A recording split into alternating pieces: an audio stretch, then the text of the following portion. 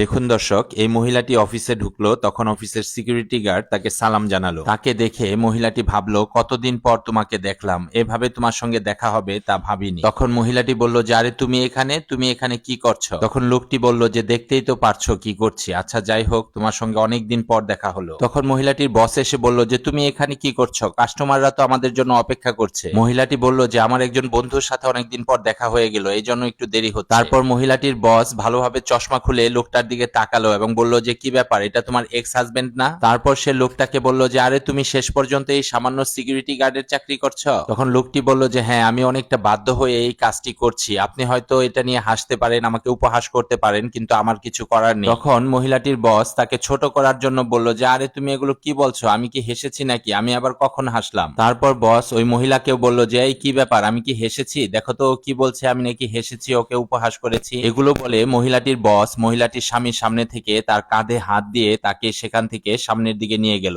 তারপর বস মহিলাটিকে বলল যে, তোমাকে যে আমি ফাইলটা দিয়েছিলাম, রেডি করতে বলেছিলাম, সেটা কি তুমি রেডি করেছো? তখন মহিলাটি বলল যে, হ্যাঁ, আমি ফাইলটা রেডি করেছি। তারপর বস বলল যে, এটাকে তুমি কোনো স্বাভাবিক কাজ মনে করবে না, এটা কিন্তু $5 মিলিয়ন একটি কন্ট্রাক্ট, এটা তুমি ভালোভাবে কমপ্লিট করবে। এটা বলে সে সেখান থেকে চলে গেল। মহিলাটি সেখানেই দাঁড়িয়ে থেকে তার হাজবেন্ডকে দেখছিল এবং সিকিউরিটি গার্ড হিসেবে তার হাজবেন্ডের কাজকর্মগুলো সে লক্ষ্য করছিল। এগুলো দেখে সহ্য করতে না পেরে সে এক পর্যায়ে সেখান থেকে চলে গেল। তখন ওই লোকটির আগের স্মৃতিটা মনে পড়ে গেল। এই লোকটারও এক সময় এরকম একটি কোম্পানি ছিল। তার কোম্পানিটি যখন ব্যাংক্রাফট হয়ে যায়, তখন সে তার স্ত্রীকে ডিভোর্স দেওয়ার সিদ্ধান্ত নেয়। এটা শুনে তার স্ত্রী তার কাছে ছুটে আসে এবং তাকে জিজ্ঞাসা করে যে, কি ব্যাপার, তুমি নাকি আমাকে ডিভোর্স দেওয়ার সিদ্ধান্ত নিয়েছ? তখন লোকটি বলে যে, হ্যাঁ নিয়েছি, কারণ আমার কাছে এখন কিছুই নেই। তখন মহিলাটি বলে, তাতে কি হয়েছে, আমরা আবার নতুন করে শুরু করব, দরকার হলে তুমি সিকিউরিটি গার্ডের চাকরি করবে। এটা শুনে লোকটি বলল যে, তুমি কি আমাকে অপমান করছো? লোকটির স্ত্রী বলল যে, না, আমি আসলে তা মিন করিনি। তখন লোকটি বলল যে, তুমি তো আমার কাছে এতদিন টাকার জন্যই ছিলে, তাহলে এখন আমার কাছে টাকা নেই, তুমি দাঁড়িয়ে আছো কেন? তুমি এখান থেকে চলে যাও।